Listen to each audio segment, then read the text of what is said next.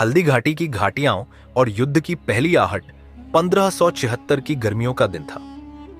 हल्दी घाटी की घाटियां धूल और युद्ध की गंध से भरी हुई थीं।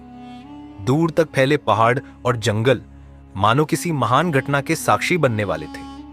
महाराणा प्रताप, मेवाड़ के गौरव, अपने वफादार घोड़े चेतक के साथ युद्ध की तैयारी में थे। चेतक कोई साधारण घोड़ा नहीं था।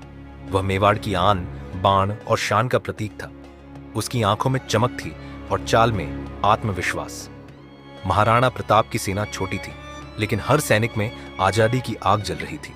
दूसरी ओर मुगलों की सेना विशाल और संगठित थी। उनका नेतृत्व राजा मानसिंह कर रहे थे, जो अकबर के सबसे वफादार सेनापति थे। प्रताप ने चेतक की पीठ ठपठपाई और बोले, चेतक, आज हमारी परीक्षा का दिन है। यह लड़ाई सिर्फ हमारे लिए नहीं, बल्कि पूरे मेवाड़ के लिए है। चेतक ने हिनहिनाकर जैसे जवाब दिया, मैं हर कदम पर तुम्हारे साथ हूं महाराणा। जैसे ही सूरज आसमान में चढ़ा, युद्ध का बिगुल बजा। दोनों सेनाएं आमने सामने थीं। मुगलों के पास हथियारों और सैनिकों की कमी नहीं थी, लेकिन महाराणा प्रताप की सेना की हिम्मत और जज्बा बेमिसाल था। युद्ध शुरू होते ही चेतक ने अपनी वीरता दिखानी शुरू कर दी। दुश्मनों के बीच से गुजरते हुए उसने महाराणा को सही समय पर हमला करने का मौका दिया। वह न केवल तेज दौड़ता, बल्कि दुश्मनों के वार को भांपकर महाराणा को सावधान भी करता। दुश्मन का सबसे बड़ा हथियार मानसिंह का हाथी युद्ध के बीच मुगलों ने अपना सबसे बड़ा हथियार इस्तेमाल किया, राजा मानसिंह का विशालकाय युद्ध हाथी। इस हाथी की रक्षा के लिए उसके माथे पर लोहे की चादर बंधी थी। वह दुश्मनों के लिए एक चलता फिरता किला था। महाराणा प्रताप ने चेतक की पीठ पर झुकते हुए कहा, चेतक, हमें इस हाथी को रोकना होगा। चेतक ने अपने कदम बढ़ाए और तेजी से दौड़ने लगा। वह दुश्मनों की पंक्ति को चीरता हुआ मानसिंह के हाथी तक पहुंचा। तभी चेतक ने कुछ ऐसा किया जो युद्ध के इतिहास में अमर हो गया। उसने पूरी ताकत से छलांग लगाई और अपने अगले पैरों को हाथी के मस्तक पर जमा दिया। यह दृश्य इतना तेज और अप्रत्याशित था कि मुगल सेना में खलबली मच गई। महाराणा ने मानसिंह पर वार किया, लेकिन वह बच निकला। चेतक ने तुरंत हाथी से कूदकर महाराणा को सुरक्षित बाहर निकाला। युद्ध जारी था। महाराणा प्रताप अपने सैनिकों का हौसला बढ़ा रहे थे, लेकिन मुगल सेना की संख्या इतनी अधिक थी कि मेवाड़ी योद्धा थकने लगे। तभी चेतक के पैर में एक भाला लग गया।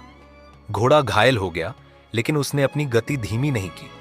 महाराणा ने चेतक की हालत देखी और कहा, चेतक, अब बस, मैं तुम्हें और तकलीफ नहीं देना चाहता। लेकिन चेतक जैसे महाराणा की बात सुनने को तैयार नहीं था। वह घायल होते हुए भी पूरी ताकत से दौड़ता रहा।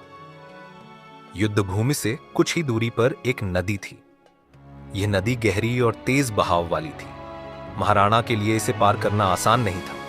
पीछे से मुगल सैनिक उनकी ओर बढ़ रहे थे। चेतक ने अपनी आखिरी ताकत जुटाई और नदी के पास पहुंच गया। महाराणा समझ गए कि चेतक उन्हें हर हाल में बचाने की कोशिश कर रहा है।